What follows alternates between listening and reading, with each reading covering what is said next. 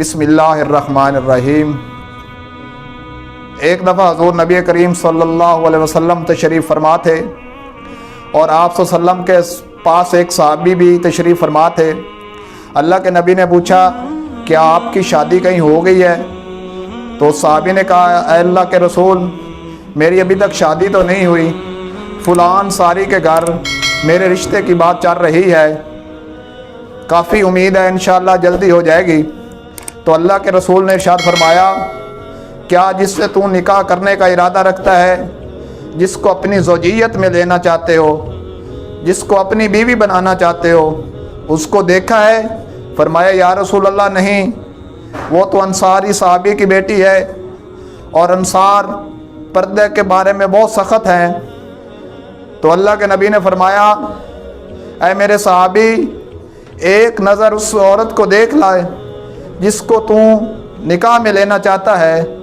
तो वो सहाबी रसूल ने अपनी वो होने वाली बीवी को देखने के लिए उनके घर के पास गए कि कहीं बाहर निकले, मेरी नज़र पड़े और मैं उसको देख लूँ, हदीस रसूल भी मुकम्मल हो जाए, आका का पैगाम भी मुकम्मल हो जाए, आका की बात पे भी अमल हो जाए और उनके पर्देदारी भी कायम रहे। तो वो कई दिनों की कोशिश के बाद उसको ना देख सका। तो एक दफ़ा उसने जाकर दरवाज़ा खटखटाया तो उसके सामने उसके होने वाला ससुर आ गया और साहबी रसूल से पूछा, कैसे आए हो? तो साहबी रसूल ने कहा, मैं वैसे आया हूँ।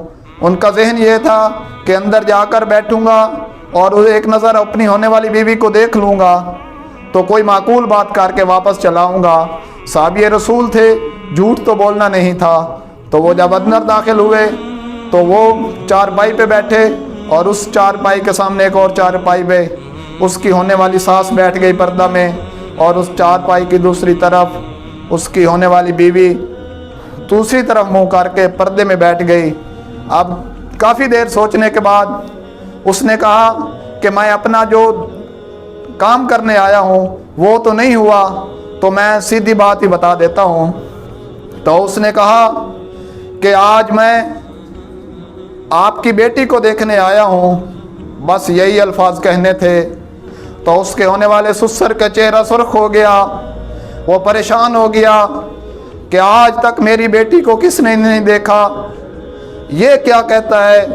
तो उसने कहा, एक बात याद रख लो, मैं आप नहीं आया, मैं अपनी ख्वाहिश तमन्ना और तड़प लेके नहीं आया, मुझे रहमत कायनात ने भेजा है, मुझे उस पैगंबर ने भेजा है जिसके शर्म हया का तज़किरा माँ ऐशा करते हुए फरमाती हैं, मैंने इतना शर्म हया मदीने की कुंवारी बच्चियों में नहीं देखा जितना शर्म हया मैंने रहमत कायनात में देखा है। मैं यहाँ रुक कर एक बात और भी बताना चाहता हूँ, अगर आज के इस दौर में कोई ज़्यादा गैरतमंद ये बात कहे कि किस तरह देखना जायज़ है, मैं ये बता दूं कि पैगंबर की हदीस है। तो पैगंबर का जब पैगाम सुना तो वो खामोश हो गया, उसका होने वाला ससुर, और उसके सामने चारपाई की पर बैठी दूसरे तरफ मुंह करके उसकी बेटी वो सुन रही थी सब बातें। तो वो पर्दे में बोली, आए आने वाले, अगर तू अपनी ख्वाहिश से आया है, अपनी तमन्ना से आया है, अपनी तड़प से आया है, और तो तुझे अल्लाह का वास्ता देती हूँ, यहाँ से उठकर चले जाओ, मेरा आज तक किसी गैर महरम मर्द ने चेहरा नहीं देखा, मैं तुझे रब का वास्ता देती हूँ, उठ के चले जाओ। अगर तुम आपको पैगंबर ने भेजा है, आपको रहमतुल लिल आलमीन ने भेजा है, आपको इमामुल अंबिया ने भेजा है, तो फिर मुझे बताओ। उसने कहा, जी जी मुझे अल्लाह के पैगंबर ने भेजा है। तो वो बेटी कहने लगी, वो मोमना कहने लगी, वो पैगंबर की उम्मती कहने लगी, तो फिर सुन लो, अगर मेरा बाप नाराज होता है हो जाए, मेरी माँ नाराज होती है हो जाए, लेकिन मैं रब के रसूल को नाराज नहीं करूंगी। जब हुक्म मुस्तफ़ा आ जाता है, जब पैगंबर का पैगाम आ जाता है, जब आका की हदीस आ जाती है, तो हम अपनी इज्जतों को नहीं देखते, आका की हदीस पे हमारी इज्जत भी कुर्बान है, हमारी गैरत भी कुर्बान है। उसने अपना चेहरे से पर्दा हटाया और मुस्तफ़ा की हदीस पे अमल करके बता दिया। लोगों, जब मुस्तफ़ा की हदीस आ जाती है, जब आका का फरमान आ जाता है, तो फिर अपनी कोई नहीं चलती और हजूर के हर हुक्म के सामने हमें अपना सर तस्लीम खम कर लेना चाहिए।